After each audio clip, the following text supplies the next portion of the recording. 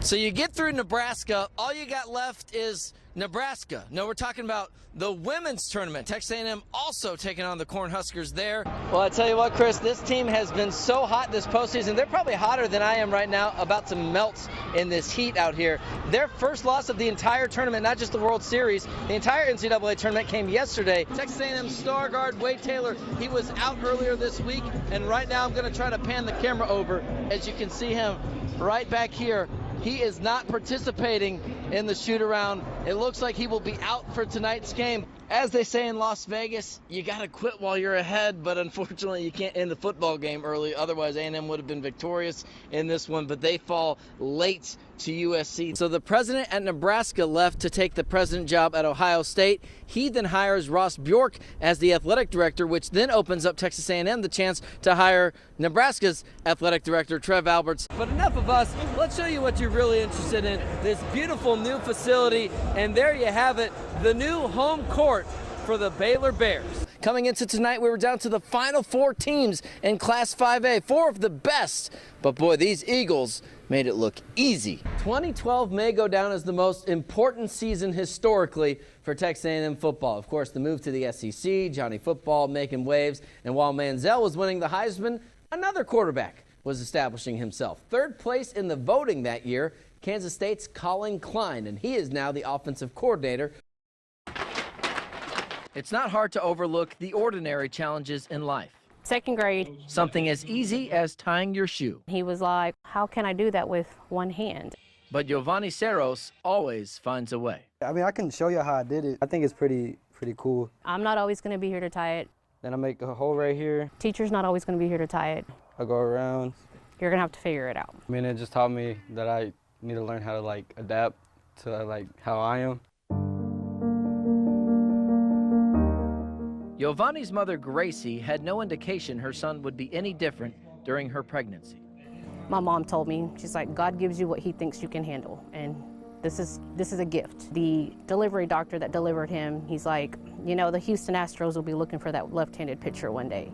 Once Giovanni started attending school, I noticed he was hiding his hand. I was like, why are you doing that? And he said, because the kids look at me. Yeah, it took me a while, it did. I mean, kindergarten through 2nd grade, I was very, I didn't talk to anybody. I was really shy. For the first day of 3rd grade, I bought him a shirt that said, 10 fingers are overrated. His favorite sport eventually provided a huge boost of confidence. The baseball part is what turned me around and made me realize that I'm just as normal as everybody else. I didn't like to be told that I couldn't do it or I'm not good enough, so that was how my mindset was. The learning process was a process. It was all just improvising. I think when I was really young, 4 or 5, I'd catch the ball or stop the ball, I'd put my glove down and take the ball out and throw it. But eventually, he found a method of success. I want to say 7 or 8 is when I tried the glove where I'd pull it off and grab the ball. And it just got faster as I got older, so I just kind of figured it out on my own. Giovanni spent time at first and in the outfield. One day, he took up a new position. One of the coaches was like, does he pitch? And I'm like, you can try. I thought the pitcher was the best position when I was younger. I thought, you run the game and you determine how the game goes. Ceros has been a weapon for Cameron Yo on the mound. Last year, he picked up 2nd team All-District honors. Vonnie frequently attracts outside admirers while he pitches for the Yeomen. Earlier this year, his mother connected with a former co-worker and told her, you need to come watch my son play one day. Gracie's friend also has a son with an arm that never fully developed. The two connected after a game in Lexington, with both teams looking on. Vonnie put on a clinic, both in pitching and leadership. He had no fingers, no limb. He just had the nub part. And, I just showed him. He played baseball too, so he wanted to see how I was able to play. He was having doubts about himself too, that he couldn't play very well. But I just told him, if you keep practicing and don't let anybody tell you can't play, you'll be all right. That was a very special moment, not just for me. I think it was for every team player that was out there to see that this kid has something special to give to other kids and show that it doesn't matter your condition or anything like that you can take it on and you can still do whatever you want to do. I'm just proud that he's given 100% in school, 100% in sports, and never gave up.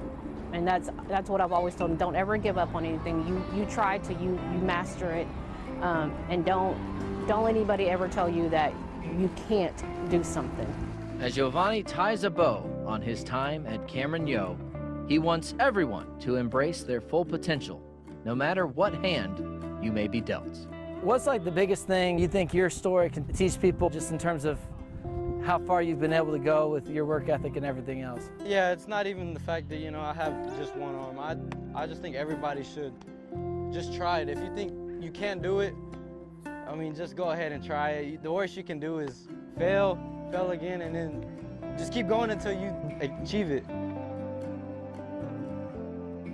In addition to his athletic achievements, Giovanni is set to graduate in the top 10 of his class at Cameron Yo. After that, he plans to attend Baylor University on scholarship to major in business. The Yeomen just held their senior night on Tuesday. Their final regular season game will be Friday at Rockdale.